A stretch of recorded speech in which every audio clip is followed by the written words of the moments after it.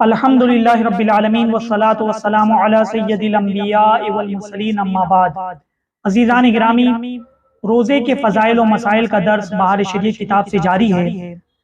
आज उन सूरतों का बयान जिनमें कफ़ारा भी लाजिम है बयान होगा। यानी रोज़ा कोई बंदा जानबूझकर तोड़ दे तो उसके ऊपर रोज़े की कज़ा के साथ साथ कफ़ारा भी लाजिम होता है। कफ़ारा क्या है? पे दर पे 60 रोजे रखना। आपको मैं बताऊं, रोजा तोड़ने का कफ़ारा ये है, मुमकिन हो तो एक रकबा यानी बांदी या गुलाम आजाद करे। तो आज के जमाने में तो गुलाम या बांदी का दौर नहीं है, और फिर उसके लिए कफ़ारे का क्या हुक्म होगा? पे दर पे 60 रोजे रखे, यानी एक के बाद एक के बाद एक 60 रोजे रखना चाहिए। और अगर ये नहीं कर सकता, इतनी इस्तिताअत नहीं है, कमजोर है, नातवा है, तो फिर उसको चाहिए कि 60 मसाकिन को भर पेट दोनों वक्त का खाना खिलाए। रोजे का एक कफ़ारे का क्या हुक्म है कि पे दर पे 60 रोजे रखे। अगर वो नहीं कर सकता तो 60 गरीबों को भर पेट खाना 2 वक्त का खिलाए। ये कफ़ारा है। रोजे की सूरत में अगर दरमियान में एक दिन का भी छूट गया तो अब से 60 रोजे रखे। पहले के रोजे महसूब ना होंगे अगरचे 59 तक चुका था। यानी रोजे का कफ़ारा, किसी के ऊपर कफ़ारे का हुक्म हुआ तो वो पे दर पे उसको 60 रोजे रखना है। अगर वो बीच में एक रोजा भी छोड़ देता है, यानी 10 रोजे रखे फिर छोड़ दिया, तो वो 10 रोजे काउंट नहीं होंगे, फिर से उसको एक से गिनती शुरू करना पड़ेगी। बल्कि हुक्म ये कि अगर 59 रोजे रख चुका है और फिर 60वां रोजा छोड़ दिया तो हम 59 रोजे काउंट नहीं होंगे, उसको फिर से एक रोजे की गिनती शुरू करनी पड़ेगी। अगरचे बीमारी वगैरह किसी उज्र के सबब छूटा हो, बीमारी के सबब भी अगर छूटा है तो ये भी, या किसी उज्र के सबब भी छूटा हो तो भी उसको पूरा रोजा रखना पड़ेगा। मगर औरत को हैज आ जाए तो हैज की वजह से जितने नागे हुए ये नागे नहीं शुमार किए जाएंगे, यानी पहले के रोजे और हैज के बाद वाले दोनों मिलकर 60 हो जाने से कफ़ारा अदा हो जाएगा।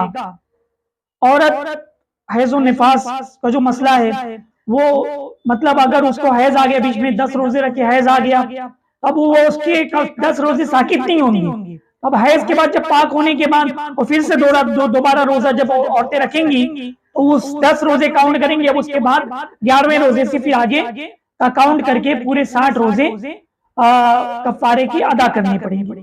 तो लिहाजा मुसलमानों, रोजे के अंदर बहुत एहतियात करनी चाहिए। मतलब अगर कोई जानबूझ करके रोजा तोड़ेगा तो कफ़ारे का रोजा रखना पड़ेगा 60, और फिर कज़ा का रोजा रखना पड़ेगा 1, मतलब 61 रोजे रखने पड़ेंगे। तो अब वो बयान आप समाअत फरमाएं, यानी किन सूरतों में कफ़ारा लाजिम होता है, ये आप समाअत फरमाएं।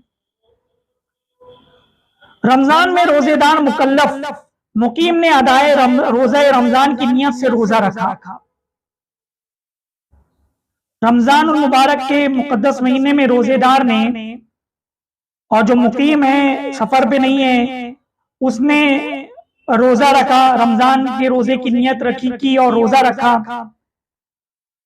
और रोजे की हालत में अगर जिमा किया, इंजाल हुआ हो या नहीं, तब भी कफ़ारा लाजिम आएगा। कोई गिजा या दवा खाई या पानी पिया या कोई चीज लज्जत के लिए खाई या पी, तो इन सब सूरतों में रोजे की एक कज़ा रखनी पड़ेगी और कफ़ारा भी लाजिम आएगा। मतलब रोजे का कफ़ारा 60 रोजा रखना पड़ेगा और रोजे की कज़ा 1 रोजा रखना पड़ेगा। जिस जगह रोजा तोड़ने से कफ़ारा लाजिम आता है तो उसमें शर्त यह कि रात ही से रोजे रमजान की नियत की हो, और अगर दिन में नियत की और तोड़ दिया तो कफ़ारा लाजिम नहीं।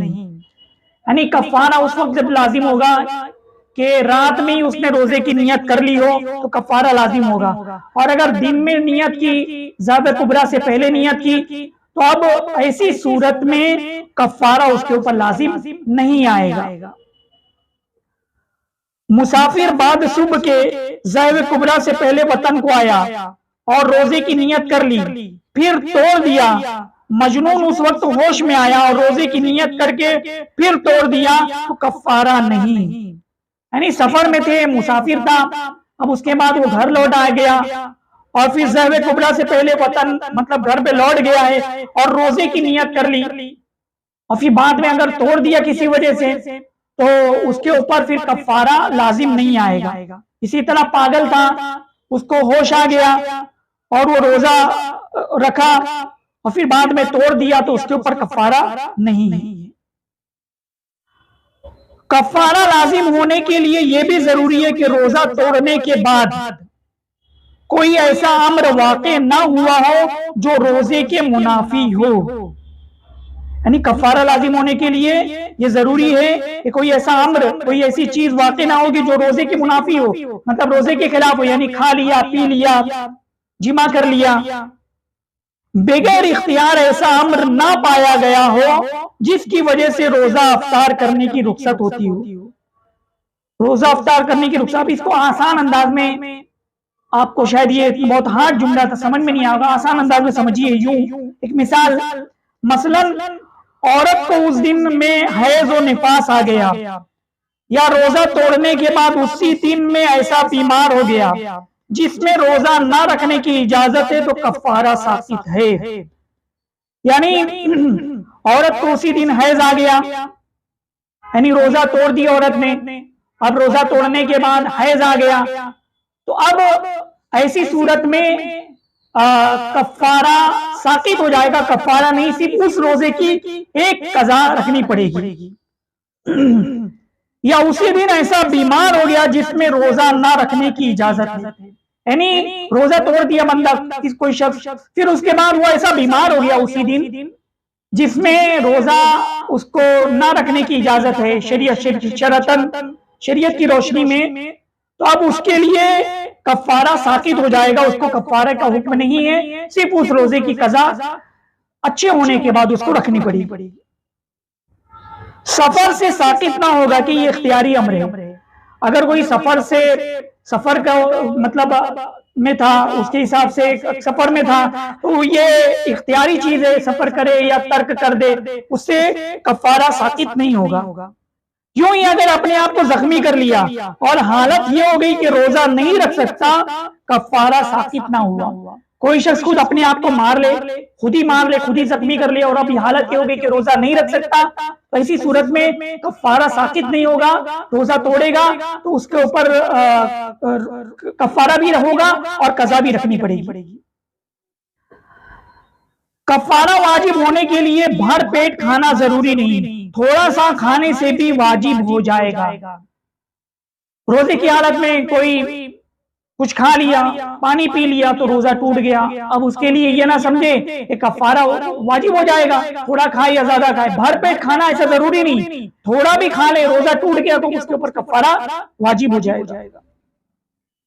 क़य आई मतलब उल्टी आई, वोमिट हुई या भूल कर खाया पिया, जिमा किया, इन सब सूरतों में उसे मालूम था कि रोजा न गया, फिर उसके बाद खा लिया तो कफारा लाजिम नहीं।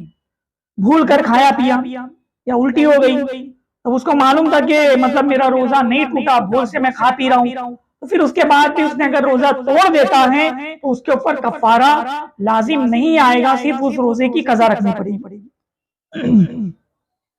अगर एहतिलाम हुआ, सोने की हालत में नाइटफॉल हो गया और उसे मालूम था कि रोजा न गया, फिर खा लिया तो कफारा लाजिम है।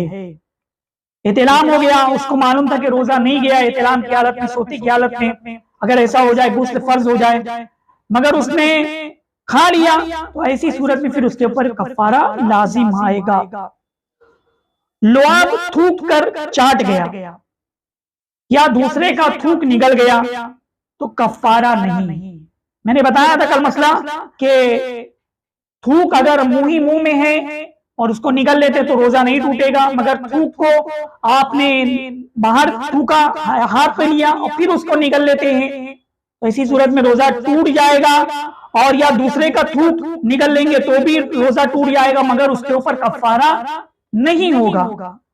मगर महबूब का लज्जत के लिए, कोई किसी आशिक का थूक अगर निकलता है लज्जत के लिए तो फिर उसका हुक्म अलग होगा, उसके ऊपर कफारा लाजिम आएगा। या किसी मुअज़्ज़म दीनी यानी कि बुजुर्ग शख्सियत कोई आलिम दीन का थूक बतौर तबर्रुक निकल गया तो उसका रोजा टूट जाएगा और साथ ही साथ कफारा भी लाजिम आएगा।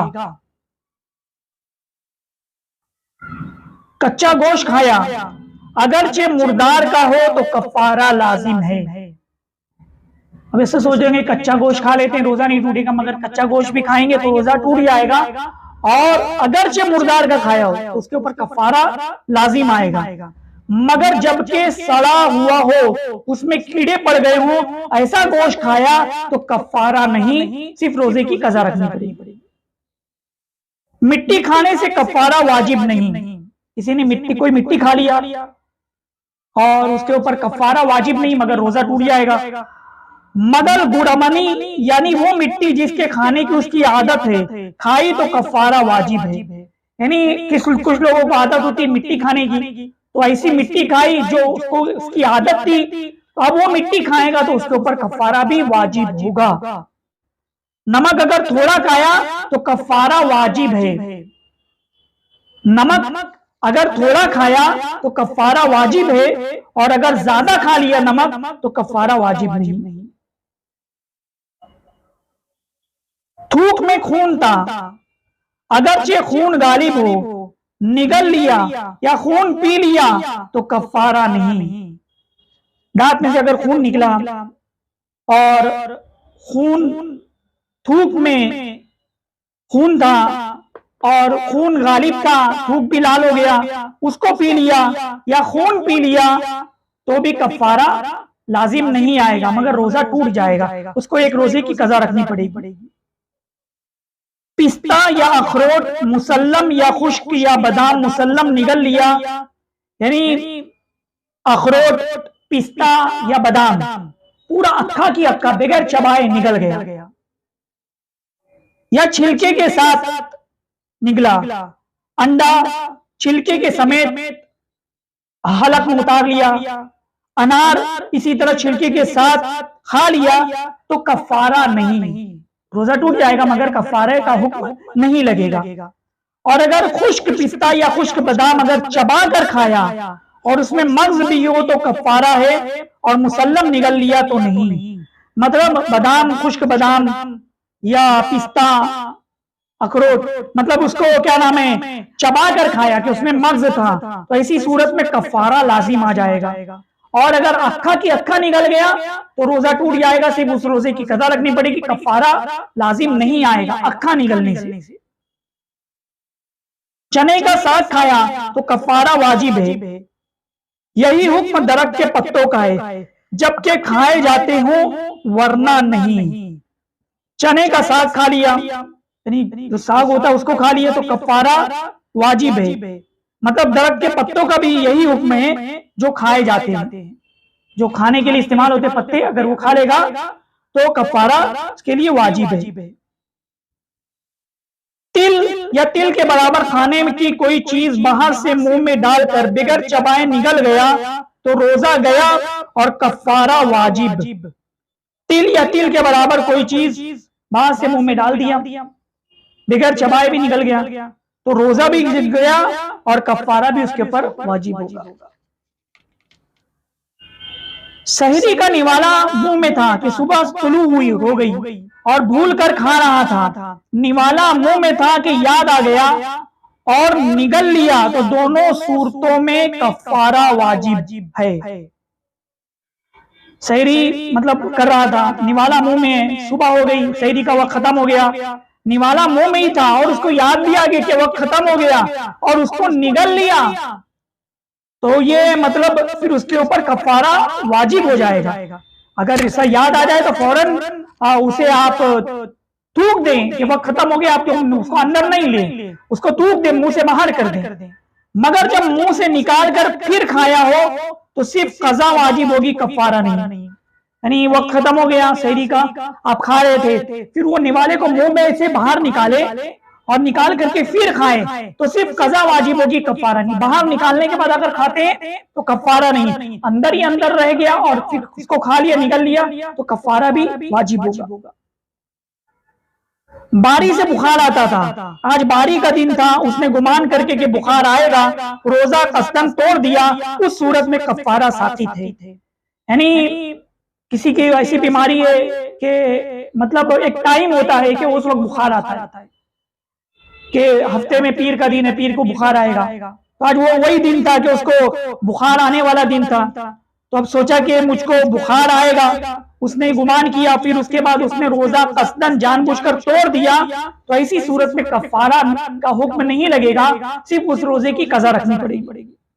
यूं ही औरत को मुअय्यन तारीख पर हैज आता है और आज हैज का दिन था, उसने कस्दन रोजा तोड़ दिया और हैज ना आया तो कफ़ारा साकी थे।